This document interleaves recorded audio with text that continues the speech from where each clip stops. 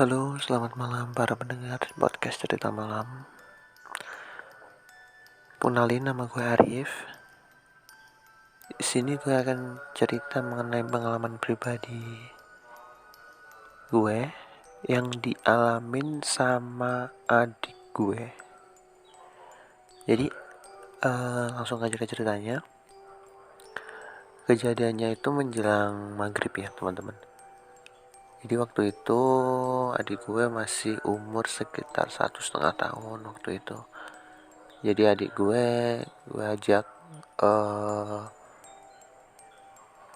beli jajan kayak gitu ya, jajanan kecil ke warung dekat rumah. Nah, posisi rumahku ini di belakang rumah itu ada sungainya lumayan gede ya. Jadi kalau kita mau mengakses ke seberang itu harus melalui jembatannya itu masih jembatan kayu waktu itu, sekitar tahun 2001 ya, tahun 2001 lah. Jadi waktu gue melintasi itu jembatan sekitar jam 5 karena warungnya memang ada di seberang. Habis beli jajan itu kan gue langsung balik tuh. Nah, waktu balik itu pas udah maghrib, udah jam 6-an lah ya. Gue karena nggak tahu apa-apa ya jalan aja, enjoy.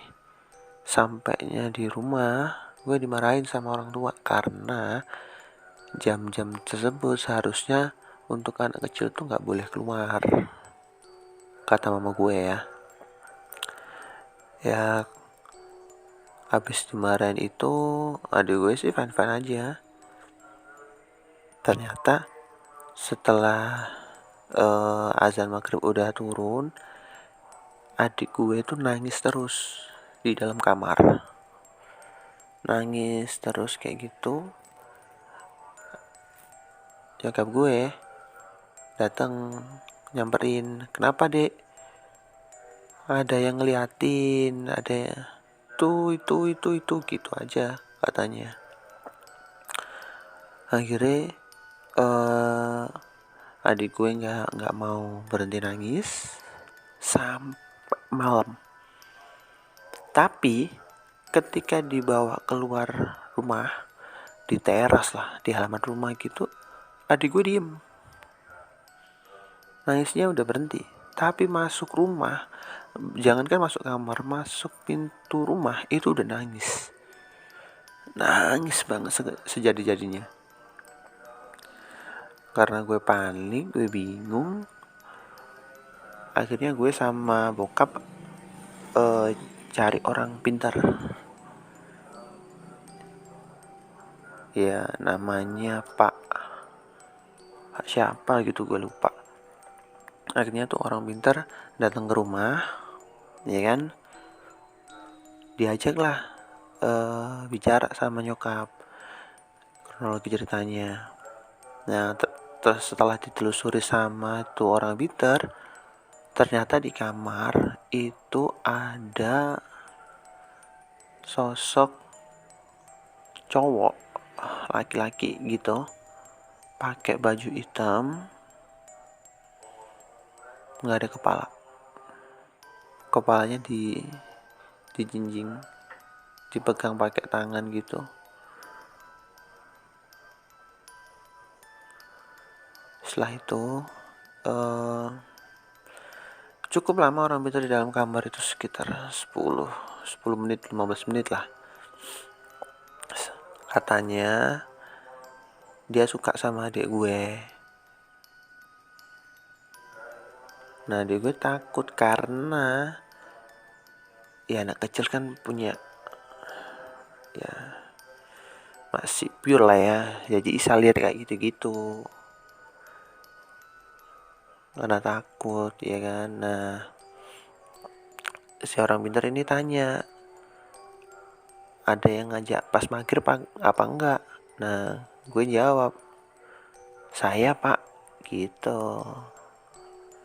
Kemudian tuh orang pintar nasihatin gue kalau itu sosok itu adalah sosok yang ikut dari maksudnya ketika gue melintasi atau menyeberang jembatan kayu tersebut. Jadi penunggu jembatan di situ. Kata orang Jawa sih sawanen adik gue, karena ya diikutin itu sosok itu laki-laki gitu. Setelah berdialog agak lama, akhirnya orang pintar itu kayak di film-film ambil botol. Nah itu apa namanya masuk ke dalam kamar. Nggak tahu tuh botol dibuat apa, aku juga nggak tahu. Intinya setelah udah selesai di dalam kamar, si orang pintar pamit. Orang pintarnya juga ini ngasih doa-doa gitu ke adik gue. Akhirnya adik gue tidur pulas sekitar jam 10:30 malam.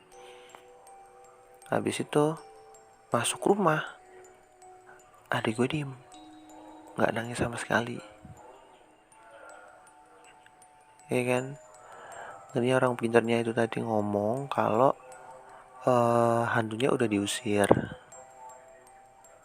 tapi tolong orang pintarnya berpesan tolong cerita ini atau kejadian ini jangan diceritain lagi ke adik gue, karena doa yang dikasih ke adik gue itu tadi kayak doa semacam untuk melupakan kejadian ini gitu loh, supaya dia nggak inget lagi.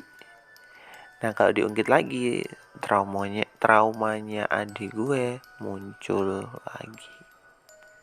Jadi sampai sekarang gue nggak pernah cerita apa-apa ke adik gue. Meskipun adik gue sekarang udah SMA ya, tapi kalau cerita itu gue ungkit lagi, dia pasti takut.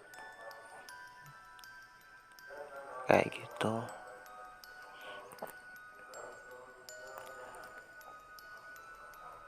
Oke, terima kasih. Semoga cerita gue ini bisa jadi pelajaran buat kalian semua. Kalau udah hampir maghrib kayak gitu, mending gak usah keluar deh, apalagi ngajak anak kecil. Karena anak kecil itu rentan banget kena kayak gitu. Oke, terima kasih sudah mendengarkan. Enjoy. Selamat malam.